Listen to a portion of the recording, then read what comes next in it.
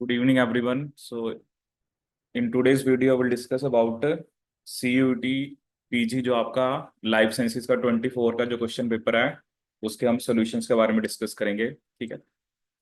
सबसे पहले यहाँ पर क्वेश्चन है आपके पास कि the peptidyl transferase enzyme activities located in the, जो पेप्टाइडल ट्रांसफेरेज एक्टिविटी है that is located in the.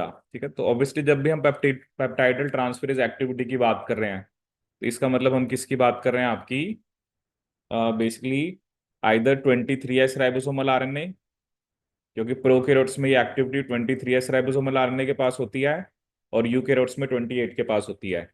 तो ऑब्वियसली 23S या 28S किसका पार्ट होते हैं, आपका लार्ज राइबोसोमल सब यूनिट। तो इसका आंसर क्या होगा, लार्ज राइबोसोमल सब यूनिट। ठीक है। सेकेंड क्वेश्चन है the propagation of action potential in myelinated nerve fibre is faster because of, इसे हम बोलते हैं सोल्टेटरी कंडक्शन।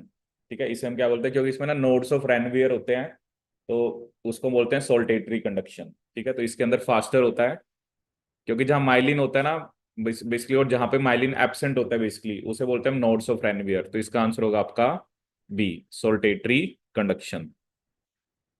नेक्स्ट क्वेश्चन है what percentage of genes are found in human genome.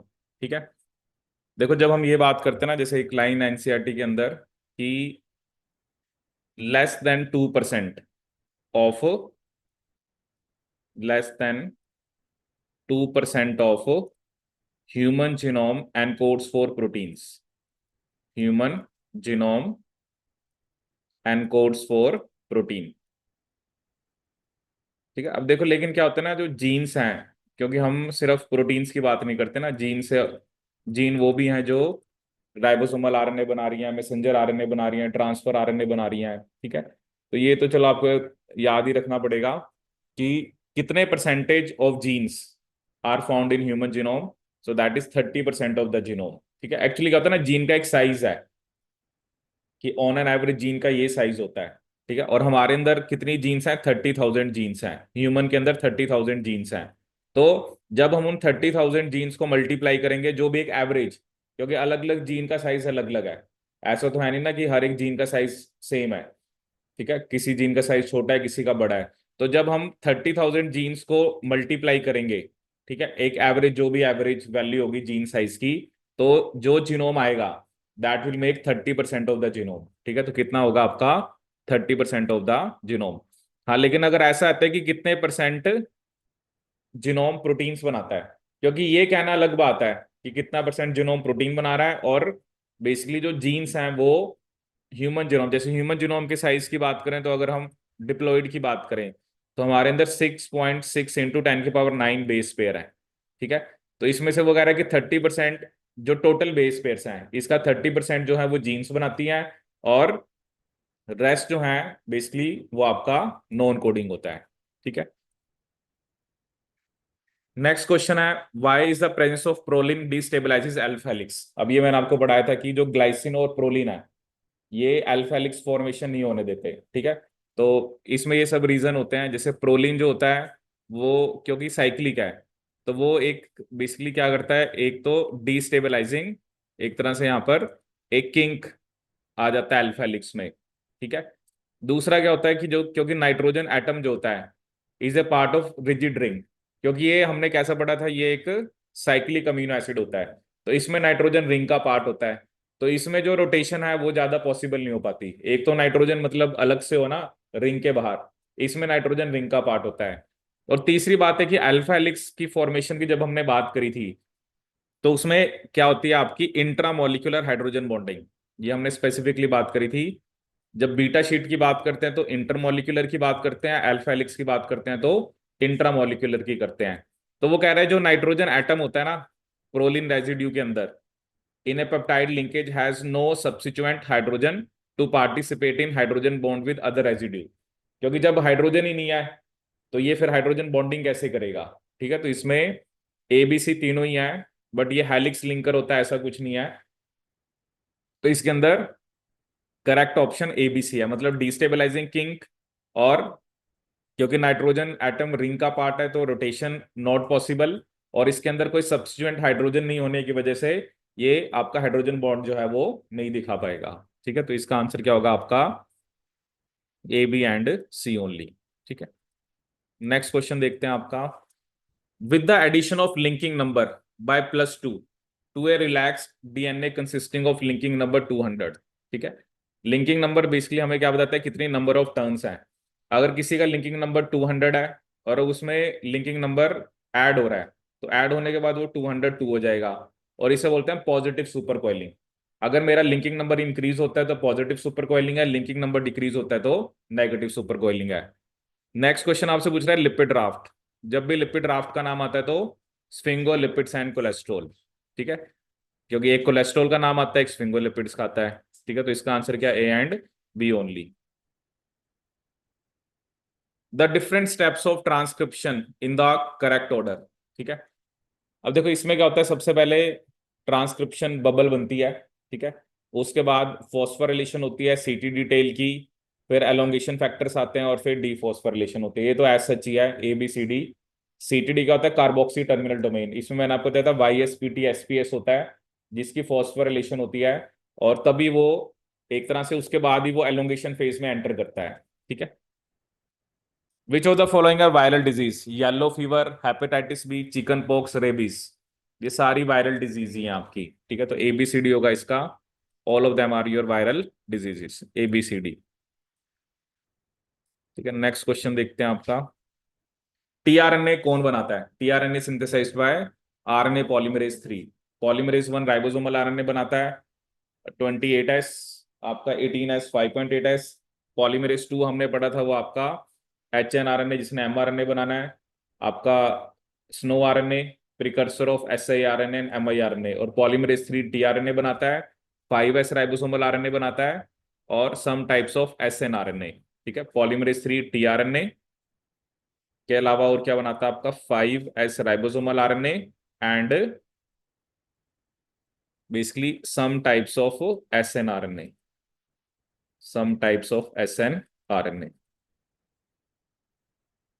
which is your small nuclear RNA। Small nuclear RNA की कुछ types polymerase 2 बनाता है और कुछ टाइप पॉलीमरेज 3।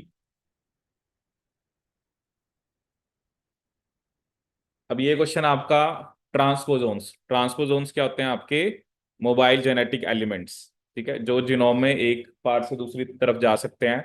जैसे जब भी हम पी एलिमेंट की बात करते हैं, तो पी एलिमेंट होता है आपका ड्रोसोफिला के अंदर। ठीक है, लाइंस और साइंस होते हैं ह्यूमंस के अंदर, TY होता है ईस्ट के अंदर, और TN होता है बैक्टीरिया के अंदर। तो ये भी एज सच है, A का 1, B का 2, C का 3, D का 4। तो इसका आंसर क्या होगा आपका, first. Correct answer is first. Next question देखते हैं। Gene gun. ठीक है, जीन गन, या जिसको हम बैलिस्टिक्स की बात करते हैं, तो बेसिकली जीन गन में हमें क्या पूछ रहा है कि it is one of the popular physical delivery methods. ठीक है, बायोलिस्टिक्स और जीन गन मेनली इसको हम प्लांट्स में करते हैं। तो वो कह रहा है कि माइक्रो पार्टिकल जो कि डीएनए को डिलीवर करने के लिए हम यूज करते हैं, वो कौन से मेटल के बने होते हैं, गोल्ड। ठीक है, उसमें क्या होता है आपका गोल्ड, क्योंकि जो गोल्ड होता है वो अनरिएक्टिव होता है डीएनए के साथ। ठीक है, गोल्ड के अलावा और क्या होता है, एनसीईआरटी में एक और भी लिखा हुआ है। हम्म, चलो देखना दूसरा कौन सा है। एक गोल्ड था है और एक पार्टिकल और है, कि कौन से ऐसे पार्टिकल्स, क्योंकि डीएनए के साथ रिएक्ट नहीं करना चाहिए। टंगस्टन था। आप देखना, ये आपके बायोटेक्नोलॉजी वाले चैप्टर में लिखा हुआ है। फिर ये आपसे कुछ स्टेप्स पूछ रखे हैं ग्रीन टी की प्रोसेसिंग में। ठीक है, तो इसमें पहला स्टेप होता है कि initial removal of moisture content. ठीक है, पहले आपका सी होगा, तो एक ही ऑप्शन में वैसे। उसके बाद क्या दे रखा है इन्होंने, twisting and rolling of leaves to facilitate breakup.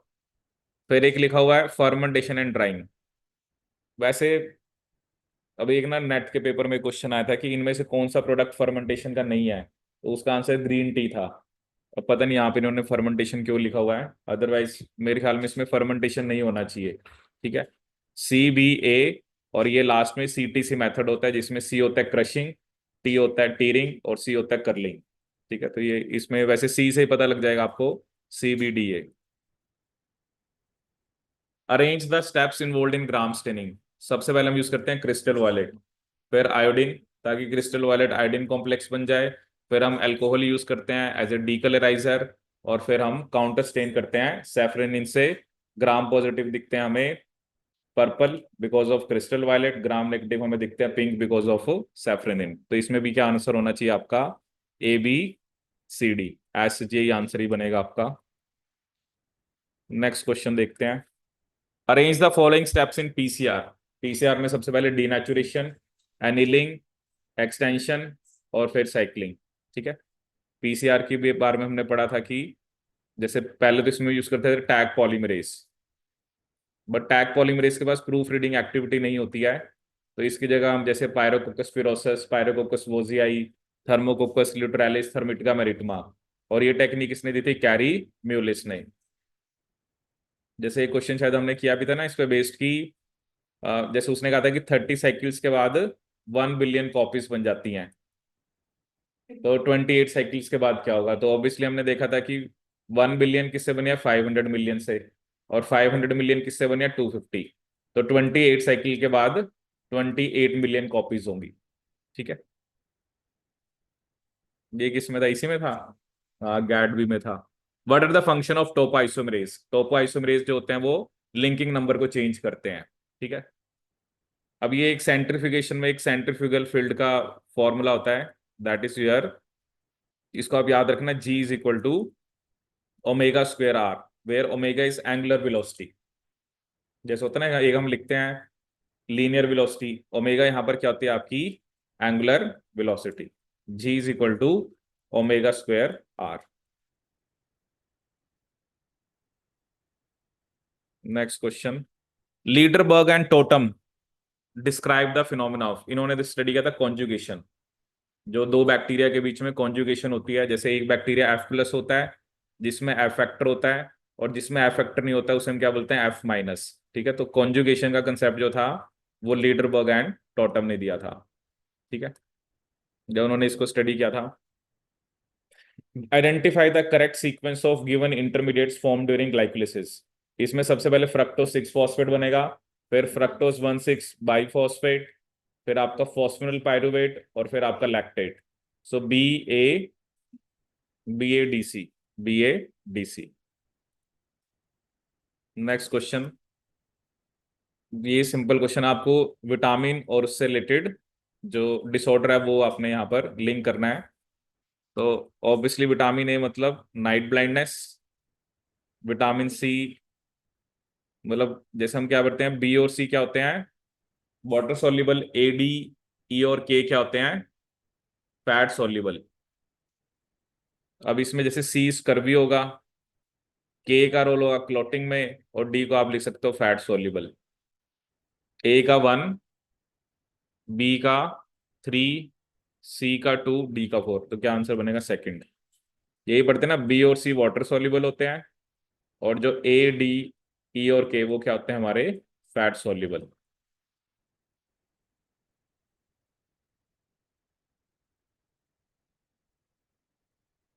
Water soluble and fat soluble.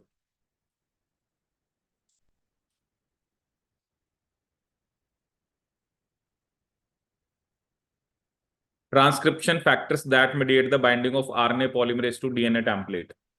Main तो इसमें ट्रांसक्रिप्शन फैक्टर तो दो ही हैं, A और B। पढ़ा था ना, इसमें सबसे पहले TF2D लगता है, फिर A आता है, फिर B आता है, फिर F आता है, फिर E आता है, फिर H आता है।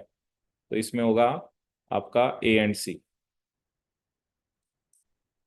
नेक्स्ट क्वेश्चन है आपका, taxol medicine use in treatment of cancer is extracted from, that is Taxus brevifolia. ठीक है, ये एक ट्री होता है यू ट्री, या तो टैक्सेस बेकेटा बोलते हैं या टैक्सेस ब्रेविफोलिया। ठीक है, ये बेसिकली हम पढ़ते हैं सेल साइकिल के अंदर, क्योंकि ये एक एंटी कैंसर मेडिसिन होती है, और ये बेसिकली क्या करती है, it prevents disassembly of microtubules, it prevents disassembly of microtubules. Actually during cell division assembly और डिसअसेंबली दोनों मैटर करते हैं, तो ये किसको प्रिवेंट करता है? इट प्रिवेंट्स डिसअसेंबली माइक्रोट्यूब्यूल्स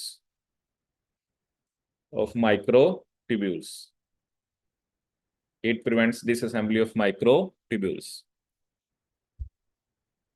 अब नेक्स्ट क्वेश्चन आपका जेनेटिक्स का है। ऐसे ये भी एक प्लांट होता है जैसे कैथरैंथस रोजियस, इससे हमें विनब्लास्टिन और विनक्रिस्टिन मिलता है। ये भी मतलब इसको भी हम एंटी कैंसर की तरह यूज करते हैं, बट ये असेंबली को इनहिबिट करता है। It prevents assembly of microtubules it prevents assembly of microtubules. ठीक है, ये बेसिकली हम पढ़ते हैं जब सेल साइकिल के टाइम पे, क्योंकि यहाँ पर हम टू टाइप ऑफ ड्रग्स की बात करते हैं, एक असेंबली की और एक आपकी डिसअसेंबली की।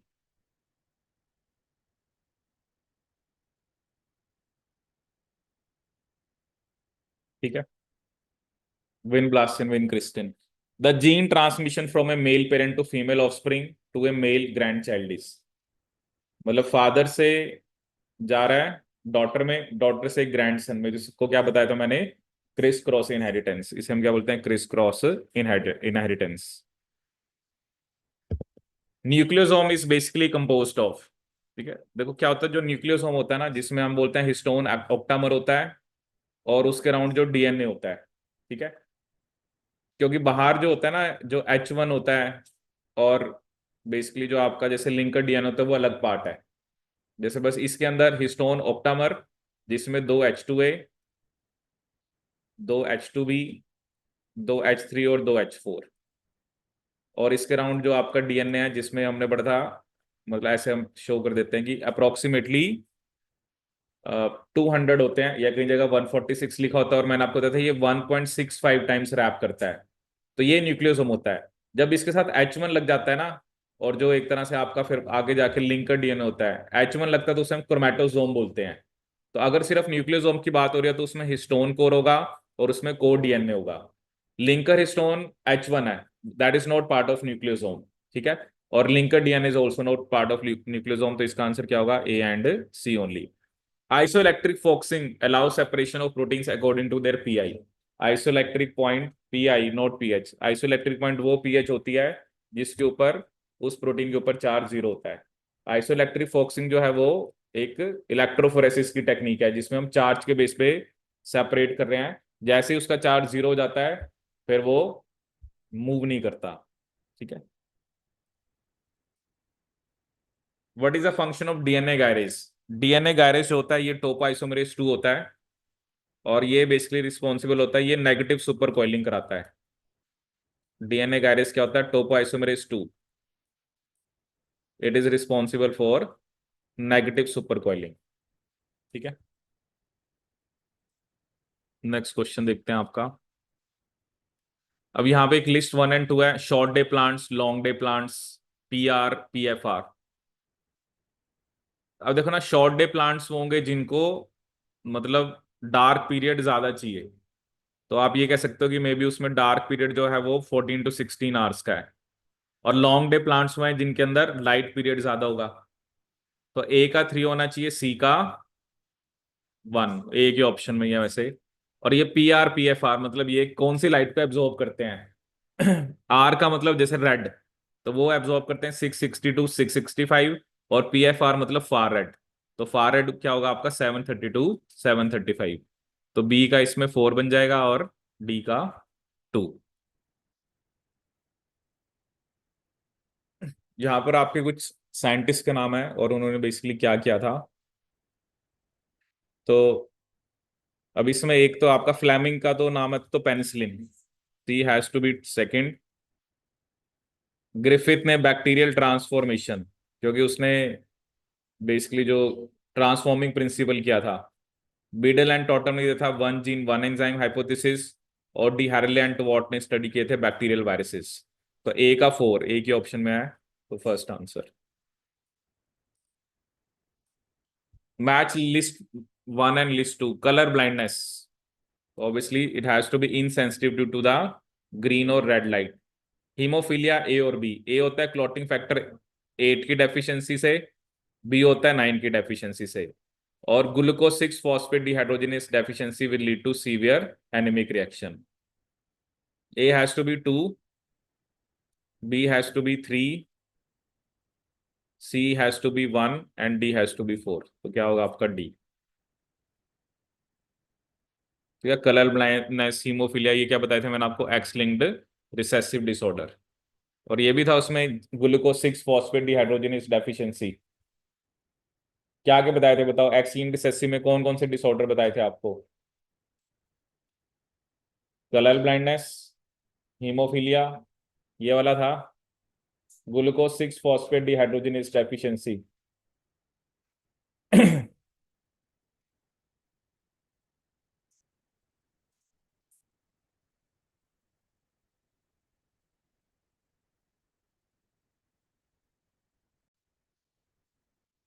ठीक है, चाहे कलर ब्लाइंडनेस है, हीमोफीलिया है, और ग्लूकोज 6 फॉस्फेट, ये सारे के सारे आपके एक्स लिंक्ड रिसेसिव डिसऑर्डर के एग्जांपल्स हैं।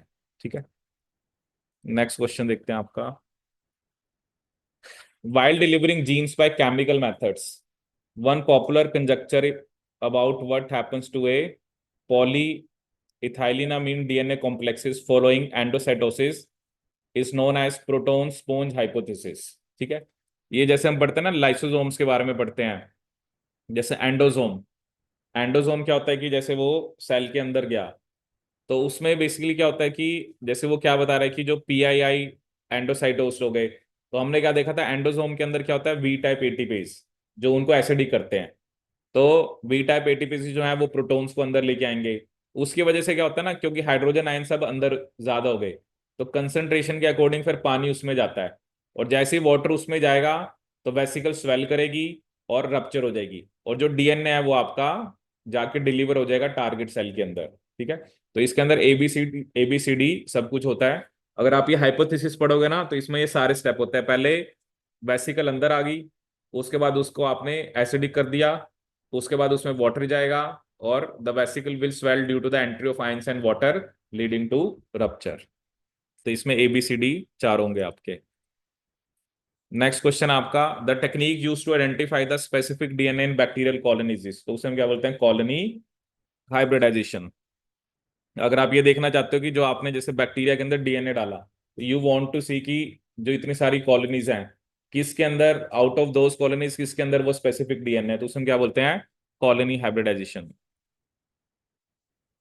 Match list one with two, histone erasers, histone readers, histone writers and DNA unbinding. अब डीएनए अनबाइंडिंग तो पक्का टोपोआइसोमरेज है, तो डी का 3। हिस्टोन रीडर्स होते हैं ब्रोमोडोमेन्स प्रोटीन, बी का 4। ठीक है, क्या बना डी का, डी का तो पक्का 3 है, तो यही ऑप्शन में है। बी का पक्का 4 है। अब ए इरेजर, मतलब जो डी एसिटाइलेज हो गए, जो एसिटाइल ग्रुप को हटा देंगे। और जो हिस्टोन राइटर्स है वो मिथाइल ट्रांसफेरेज। एक्चुअली पढ़ा था ना हमने, हिस्टोन की एसिटाइलेशन होती है, मिथाइलेशन होती है और फॉस्फोराइलेशन होती है। एसिटाइलेशन है और मिथाइलेशन होती है लाइसिन की, फॉस्फोराइलेशन होती है सिरिन की। तो क्या आंसर बनेगा आपका A. In human karyotype chromosomes are divided into how many groups. ठीक है, तो ये कितने ग्रुप्स होते हैं आपके, 7। एक्चुअली ये क्या होता है, ये ना आपके ग्रुप्स हैं, ये डैनवर ग्रुप्स है, इसमें जैसे 7 ग्रुप्स हैं। तो एक क्वेश्चन ये भी आया था पेपर में, दूसरा क्वेश्चन ये आता है कि एक्स क्रोमोसोम कौन से ग्रुप में है, तो उसका आंसर था आपका ग्रुप सी। ठीक है, अब इसमें फिर अगर आपको याद करना है तो आप ये भी याद रख सकते हो कौन सा क्रोमोसोम कौन से ग्रुप में है, साइज क्या है, और उसको हमने किस बेस पे रखा हुआ है। ठीक है, जैसे आप देख रहे हो ना, मेटासेंट्रिक, सब मेटा और एक्रो, क्योंकि ह्यूमन जीनोम के अंदर टीलोसेंट्रिक क्रोमोसोम्स आपके नहीं होते हैं। ठीक है, तो ये दो क्वेश्चन आए थे इस पेपर के अंदर, 7 ग्रुप्स हैं, और एक्स क्रोमोसोम कौन से ग्रुप में होता है आपका, ग्रुप सी में। ये भी हम आगे डिस्कस करेंगे। Match list one with list two. ठीक है, this is a question based on RDT. जैसे इसमें DNase 1, RNase A, S1 nuclease और आरएनएस एच। डीएनएस 1 क्या करता है, बेसिकली ये it produces single strand nicks in DNA, तो ए का होना चाहिए 3। आरएनएस जो ए है वो सिर्फ आरएनए को क्लीव करता है, डीएनए को नहीं, तो बी का होना चाहिए 1। S1 न्यूक्लियस जो होता है, it degrades single stranded DNA and RNA, C has to be 4। बन रहा है कोई, ए का 3, बी का 1, सी का 4 और डी का 2 होना चाहिए, क्योंकि ये आरएनए एच जो होता है वो डीएनए आरएनए हेटेरोड्यूप्लेक्स में सिर्फ आरएनए को डाइजेस्ट करता है। तो क्या आंसर होगा इसका आपका? बी बन रहा है। Next question, A clotting disorder which is sex linked disease, haemophilia. Identify the correct sequence of given enzymes involved in TCA cycle. TCA में सबसे पहले आएगा एकोनाइटेज, इसके बाद आएगा आपका अल्फा कीटो ग्लूटारेट डिहाइड्रोजिनेज, ठीक है, जो कि अल्फा कीटो ग्लूटारेट से सक्सिनाइल कोए बनाता है। फिर उसके बाद आएगा फ्यूमारेज, ठीक है, फ्यूमारेज का क्या काम होता है? जो आपका, क्योंकि साइकिल में आपका अल्फा कीटोग्लूटारेट से सक्सिनाइल कोए बनता है, सक्सिनाइल कोए से सक्सिनेट, फिर सक्सिनेट से बनता है आपका फ्यूमारेट, फ्यूमारेट से बनता है मैलेट, और मैलेट डिहाइड्रोजनेज सबसे लास्ट में आएगा। ठीक है, तो सी सबसे लास्ट में आना चाहिए और ए पहला होना चाहिए, तो इसी में ए पहला है और सी लास्ट है, तो B option. Calcitonin is produced by, calcitonin जो है वो बनाते हैं parafollicular cells of thyroid gland. Thyroid gland एक तो T3 T4 बनाता है, कैल्सिटोनिन बनाता है। कैल्सिटोनिन का काम होता है it decreases blood calcium levels, it decreases blood calcium levels, मतलब इट इज ए हाइपोकैल्सेमिक हार्मोन। जबकि जो पैराथायराइड होता है, जो कि पैराथायराइड ग्लैंड बनाती है, या जिसे हम कॉलिप्स हार्मोन बोलते हैं, वो कैल्शियम लेवल को इंक्रीज करता है। तो कैल्सिटोनिन पैराफॉलिकल सेल्स बनाते हैं एंड ये ब्लड के अंदर कैल्शियम लेवल को डिक्रीज करता है। इनमें से ग्राम नेगेटिव बैक्टीरिया कौन सा है? इकोलाई। इकोलाई जो है वो आपका ग्राम नेगेटिव बैक्टीरिया होता है। The portion of the transmembrane proteins that cross the lipid bilayer are alpha helices. ठीक है, अल्फा हेलिक्सेस होते हैं, जैसे एक और मैंने आपको बताया था बीटा बैरल्स, बट इसमें बीटा बैरल्स तो है ही नहीं। Antibody formed immediately after after infection is primary response. सबसे पहले जो एंटीबॉडी बनती है वो आईजीएम, प्राइमरी रिस्पॉन्स के अंदर आईजीएम न्यूबॉर्न बेबी में सबसे पहले बनती है, और सबसे पहले इन्फेक्शन में आईजीएम क्लास ऑफ एंटीबॉडी बनेगी। Which of the following is not a fluorescence dye? Alexa Fluor, ठीक है, आपका green fluorescent protein, red fluorescent protein and xylene cyanol. ठीक है, ये बाकी सारे तो फ्लोरेसेंस ही लग रहे हैं। ये कौन सा दे रखा आपको? जाइलिन साइनोल, ये मे भी कहीं यूज करते होंगे, xylene साइनोल।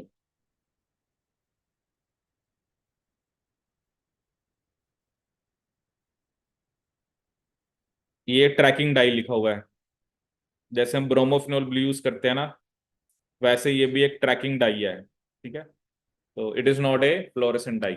Vaccine is not available for which disease, तो वो कौन सा आपका? एड्स।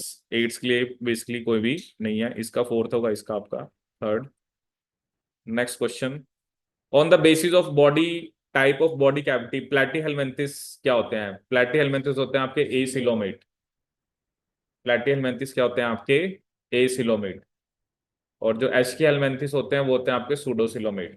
ठीक है, प्लैटीहेलमिन्थिस में जैसे आपका प्लेनेरिया आता है, इसमें लिवर लिवर फ्लूक टाइप आते हैं। ठीक है, तो प्लैटीहेलमिन्थिस जो होते हैं वो एसिलोमेट होता है। ये मतलब अपोजिट याद रखना होता है, पी वाले ए होते हैं एसिलोमेट, और जो एस्किहेलमिन्थिस होता है इस इन्हें बोलते हैं फ्लैट वॉर्म्स, और जो एस्किहेलमिन्थिस होते हैं, जो राउंड वॉर्म्स होते हैं, वो होते हैं आपके pseudocoelomates, pseudocoelomates, that is basically your roundworms.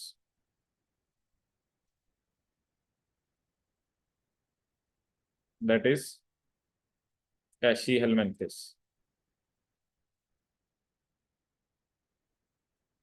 Which of the following statement is true for X-linked recessive inheritance?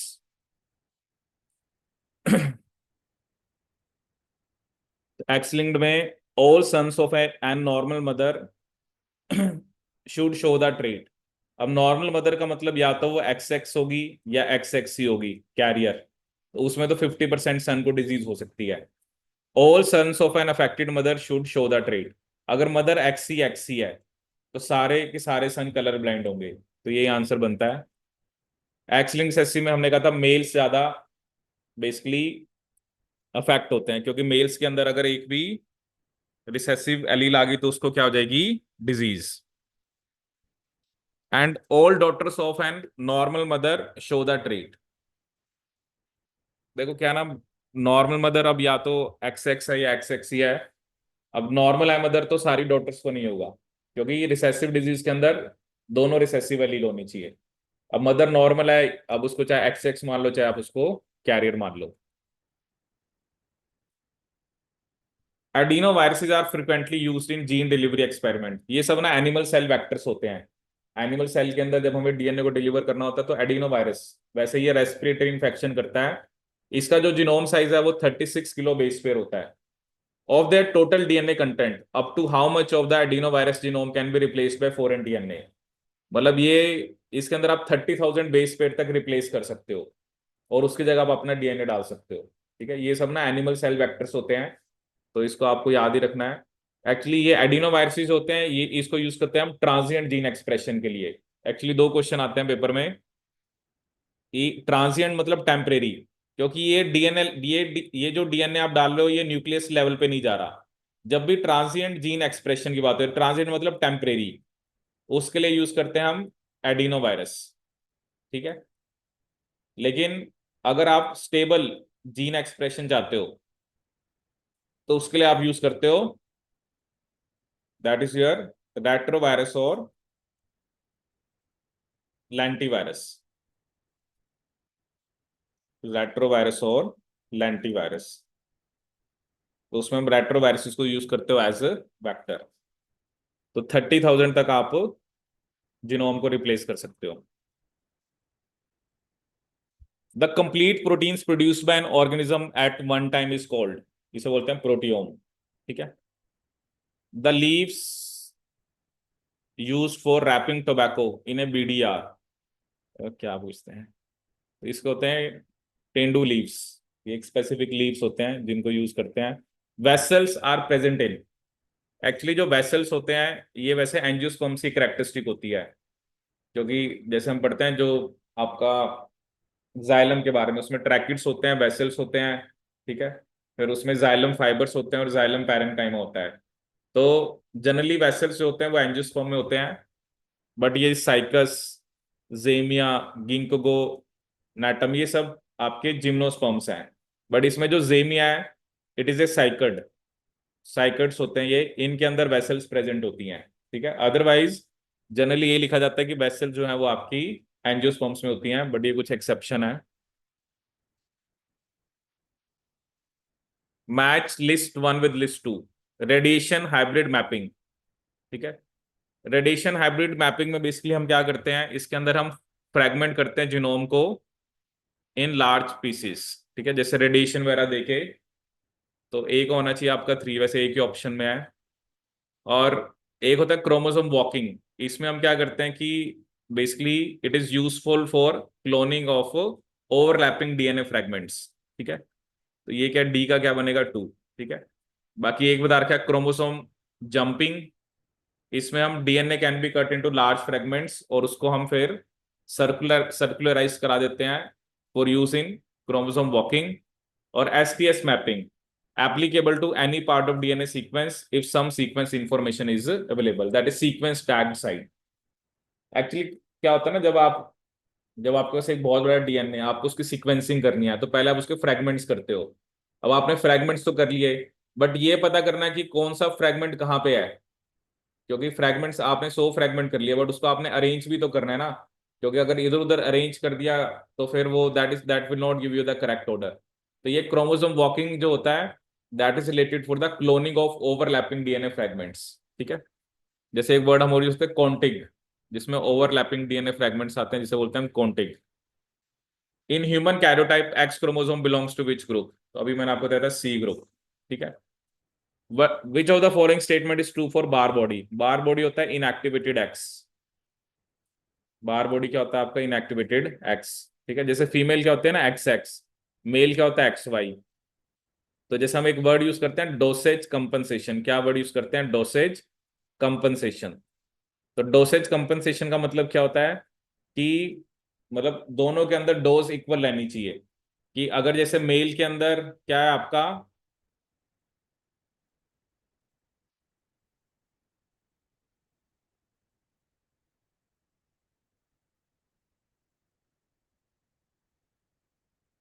ठीक है, तो क्या होता है आपका उसमें, उसे हम क्या बोलते हैं? Dosage compensation. ठीक है। सो डोसेज कंपनसेशन की अगर हम बात करें तो बेसिकली क्या होता है, फीमेल के अंदर एक एक्स इनएक्टिवेट हो जाता है, इनएक्टिवेशन ऑफ एक्स।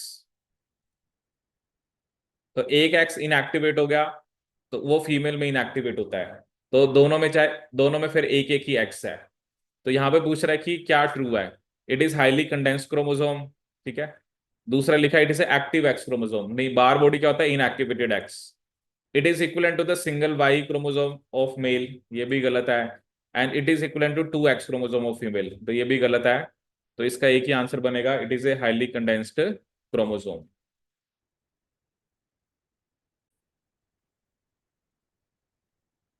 तो नेक्स्ट क्वेश्चन देखते हैं इसमें आपका, which of the following enzyme is defective in galactosemia, a fatal genetic disorder in infants? ठीक है।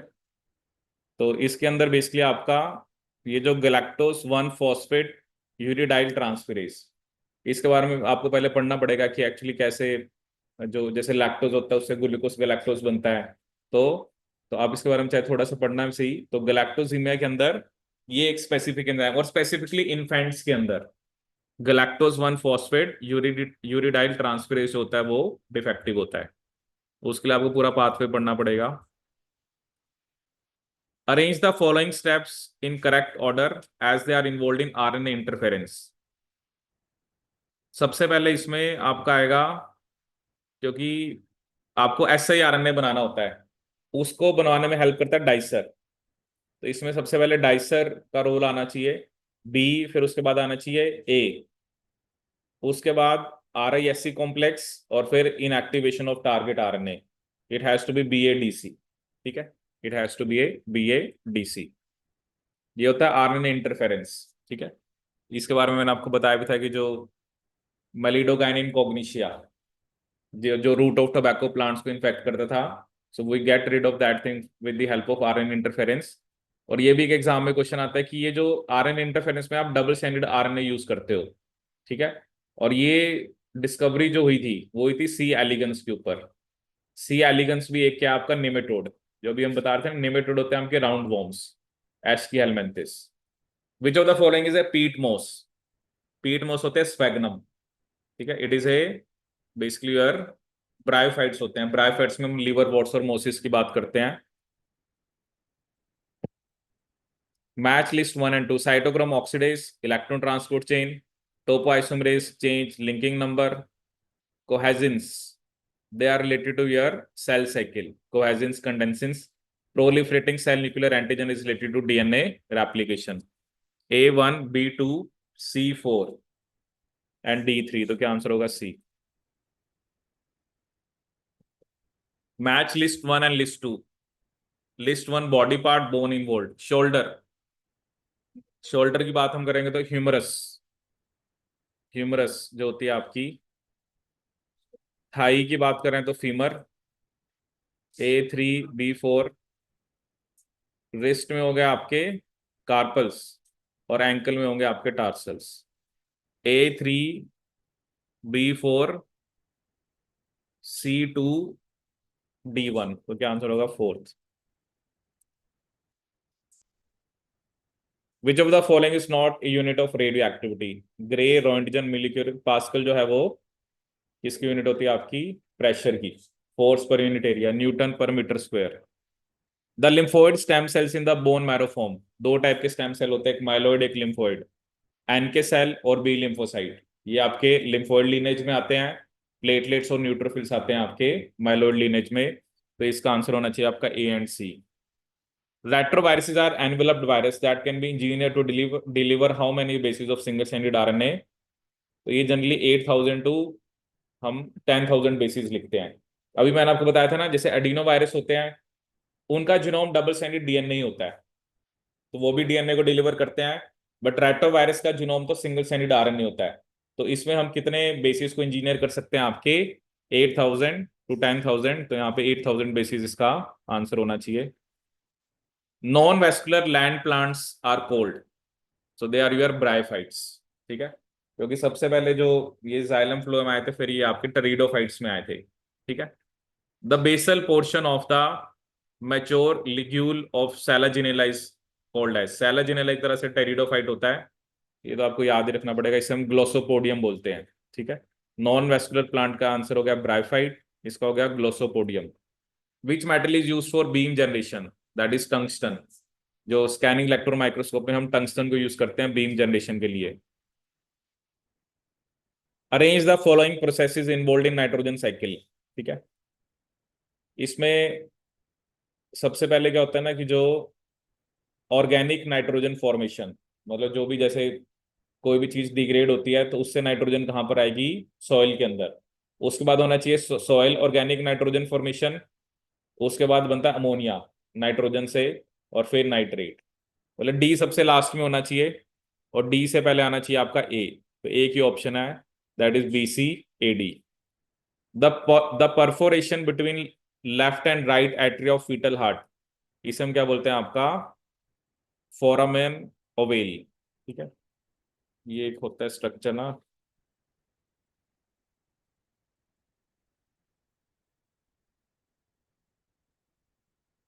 इसे हम क्या बोलते हैं आपका? Foramen oval.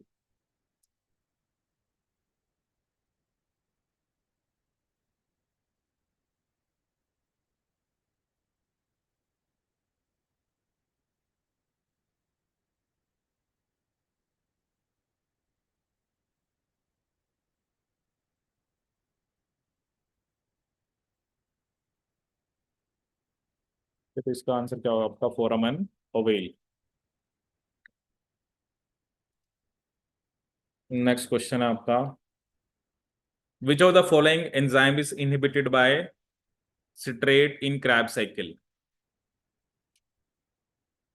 अभी ये पता नहीं उन्होंने क्या दे रखा है, वैसे तो क्या ना, इनमें से कोई भी, जैसे एल्डोलेज है ये ग्लाइकोलिसिस का है, पायरुवेट काइनेस भी ग्लाइकोलिसिस का है, फोस्फोग्लिसरेट म्यूटेज भी हम क्रैब साइकिल में नहीं बात करते, बट ये जनरली इनहिबिट करेगा फोस्फोफ्रक्टोकाइनेस को ही। ठीक है, बट फोस्फोफ्रक्टोकाइनेस भी क्रैब साइकिल में तो वैसे कहीं आता नहीं है, बट मे बी जो सिट्रेट है वो किसको इनहिबिट कर रहा है? आपके फोस्फोफ्रक्टोकाइनेस को। Vertical gel electrophoresis, actually horizontal हम यूज करते हैं, जो हॉरिजॉन्टल सेटअप होता है वो यूज करते हैं डीएनए आरएनए की सेपरेशन के लिए। वर्टिकल जो जैसे आप पेज करते हो, एसडीएस पेज करते हो, तो वो किसके लिए होगा? प्रोटीन के लिए। Next question, which of the following combination of statements are true for C4 cycle? ठीक है, अब ये क्या होता है आपका, जैसे एक C3 साइकिल होती है और दूसरी कौन सी होती है आपकी? C4 cycle. अब C4 साइकिल में हम क्या डिस्कस करते हैं इसमें? एक तो आपका क्या होता है, मीजोफिल सेल होता है, और दूसरे होते हैं आपके बंडल शीथ सेल। ठीक है, एक तो होता है आपका मीजोफिल सेल और दूसरा होता है आपका बंडल शीथ सेल। अब इसमें इसने क्या पूछा है पहले, कि जो मैलिक एसिड है वो कहाँ पर बनता है? Chloroplast of mesophyll cell. Actually वो ये होता है ना, इसमें जो आपका फॉस्फोनोल पायरुवेट है वो CO2 के साथ कंबाइन होकर बनाता है ऑक्सैलोएसीटेट, फिर उससे कन्वर्ट हो जाता है मैलिक एसिड। तो वो मीजोफिल सेल में ही होता है। फिर जो मैलिक एसिड है उसको ट्रांसपोर्ट करा दिया जाता है chloroplast of bundle sheath cell. Chloroplast of bundle sheath cell. फिर इसने क्या लिखा कि pyruvic acid produced in mesophyll cells, नहीं, पायरुविक एसिड जो होता है ना वो बंडल शीथ सेल में बनता है, और फिर वो वापस आता है कहाँ पर? आपके मीजोफिल के अंदर। तो सी गलत है। और फिर लिखा है कि malic acid is transported to the chloroplast of mesophyll cell. Malic acid is transported to the basically chloroplast of bundle sheath cell. Malic acid बनता कहां पर है? मीजोफिल सेल में, बट इसका ट्रांसपोर्ट कहां पे होता है आपका? बंडल शीथ सेल के अंदर। तो इसमें ए और बी आपका सही होना चाहिए, COD दोनों गलत है। तो ए और बी आपकी करेक्ट स्टेटमेंट है। Amino acid that serve as a precursor for formation of pigment responsible for human skin colour is tyrosine, क्योंकि टायरोसिन से आपका मेलेनिन बनता है। तो इसका आंसर क्या होना चाहिए? Tyrosine. What is the role of SDS in protein electrophoresis? SDS एक तो नेगेटिव चार्ज देता है, क्योंकि एक एसडीएस का मॉलिक्यूल दो अमीनो एसिड के साथ बाइंड करता है, तो ये सही है। It is a technique for separation of proteins not lipids. It modify the native conformation of protein, तो ये भी करेगा इसी। बट ये it allow us direct D staining of protein, तो ये नहीं होगा। तो एसडीएस पेज में हम सेपरेशन जो है वो बेसिकली साइज के बेस पे करते हैं, और एक आइसोइलेक्ट्रिक फोकसिंग होता है जिसमें हम चार्ज के बेस पे करते हैं, तो इसमें होना चाहिए A and C only. The histone that links to histone octamers is H1। H1 होगा वो दो हिस्टोन ऑक्टामर्स को ज्वाइन कराएगा। Arrange according to low to high genome size. अब सबसे पहले जिसका जिनोम हमने सीक्वेंस किया था वो था 5X174। ठीक है, मतलब ये नॉन लिविंग मानते हैं। इसमें 5386 न्यूक्लियोटाइड्स थे, तो सबसे छोटा इसी का ही है। ठीक है, और लैम्डा का होता है 48.5 किलो बेस पेयर। लैम्डा का इनमें सबसे बड़ा होगा। ठीक है, तो सी सबसे छोटा और ए सबसे बड़ा, तो सी सबसे छोटा और ए सबसे बड़ा इसी में है। उसके बाद बी है T4 और फिर T7। क्योंकि सबसे पहले जब भी यह क्वेश्चन पूछा जाए कि नॉन लिविंग में हमने सबसे पहले सीक्वेंस करा था 5X174 का, लेकिन अगर हम ये बात करें कि लिविंग में सबसे पहले जीनोम जो सीक्वेंस किया गया था, एक था हीमोफिलस इन्फ्लुएंजाई और एक माइकोप्लाज्मा जेनिटेलियम। ऑब्वियसली ये बैक्टीरिया है, तो ये लिविंग है। Haemophilus influenzae and Mycoplasma genitalium. Mycoplasma genitalium, इनको सबसे पहले कहां पे सीक्वेंस किया था हमने? इनका जीनोम, क्योंकि ये बैक्टीरिया ना, अगर ये पूछता है कि सबसे पहले किसका किया गया था तो 5X174 है। अगर लिविंग का पूछता है तो क्या आंसर होगा आपका? That is your Haemophilus influenzae and Mycoplasma जेनिटेलियम।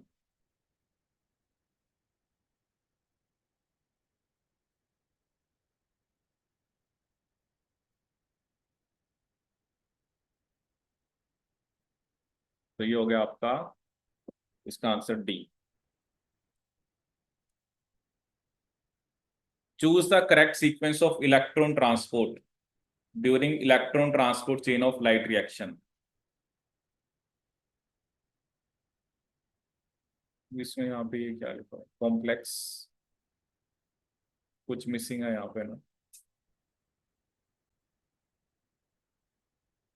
ठीक है, तो बेसिकली यहाँ पर क्या सीक्वेंस होगा? ये बेसिकली एक तरह से आपकी जो नॉन साइक्लिक फोटोफॉस्फोरिलेशन होते हैं, जिसमें फोटो सिस्टम 2 होता है, फिर फोटो सिस्टम 1 होता है। तो इसमें फियोफाइटिन सबसे पहला आता है, फिर प्लास्टोक्विनोन, साइटोक्रोम B6F और फिर प्लास्टोसाइनिन। तो इसका आंसर क्या होगा आपका? ए। येलो फीवर कैसे ट्रांसमिट होता है? Through Aedes aegypti. ठीक है, नेक्स्ट क्वेश्चन है आपका, which one of the following recombinant DNA technique is almost obsolete? Obsolete का मतलब कि which is no longer useful. ठीक है, which of one of the recombinant DNA technique is almost obsolete, तो क्या होगा आपका? Long DNA synthesis. ठीक है, which is no longer useful. Match list 1 with list 2। ठीक है, वेस्टर्न ब्लॉटिंग हम किसके लिए करते हैं? प्रोटीन्स के लिए। सदर्न हम करते हैं डीएनए के लिए। नॉर्दर्न हम करते हैं आरएनए के लिए। और ये प्रोटीन प्रोटीन इंटरेक्शन।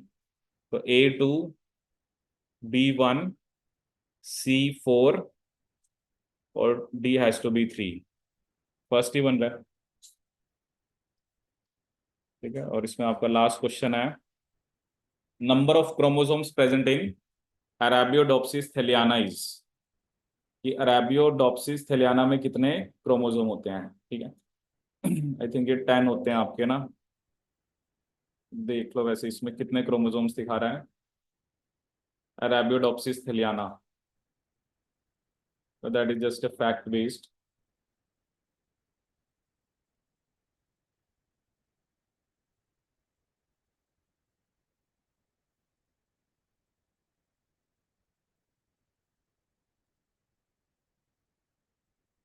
इसमें आपके हैं वही हैप्लॉइड नंबर 5 है और डिप्लॉइड नंबर क्या है आपका 10। ठीक है। ठीक है, तो ये हो गया आपका CUET PG के जो 24 का आपका लाइफ साइंसेज का क्वेश्चन था। क्योंकि इसमें देखो ना, लाइफ साइंसेज का है तो बॉटनी के भी क्वेश्चन हैं, जोलॉजी के भी हैं। ठीक है। So this is about all this video, thank you so much.